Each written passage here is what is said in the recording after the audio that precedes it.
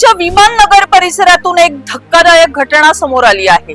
एका नामांकित spa centre मध्ये सुरू असलेल्या अवैध व्यवसायाचा पर्दाफाश करण्यासाठी पोलिसांनी छापा टाकला असता कारवाईच्या भीतीने पळ काढणाऱ्या तरुणीला आपला जीव गमवावा लागला आहे। पुण्यातील अहिल्यानगर रोडवर असलेल्या सिटी स्पेस इमारतीमधील द रूट स्पा मध्ये वेश्या व्यवसाय सुरू असल्याची गुप्त माहिती विमानतळ पोलिसांना मिळाली होती।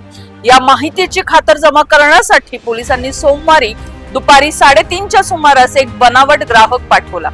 अवैध व्यवसाय सुरू असल्याची खात्री पटताच पोलिसांनी स्पावर छापा टाकला।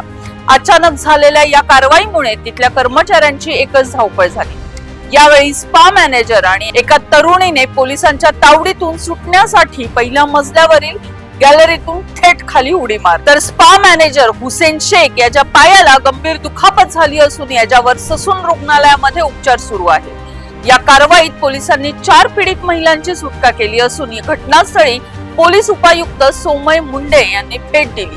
द रूट स्पाच्या मालकावर आणि मॅनेजरवर अनैतिक व्यापार प्रतिबंधक कायद्यानुसार गुन्हा दाखल करण्यात आला आहे। पुण्यातील IT हब मानल्या जाणाऱ्या विमाननगर परिसरात घडलेल्या या घटनेमुळे स्पा सेंटरच्या नावाखाली चालणाऱ्या काळ्या धंद्यांचा प्रश्न पुन्हा एकदा ऐरणीवर आला। अशाच अपडेट्स मिळवण्यासाठी पाहत रहा पुणे लोक।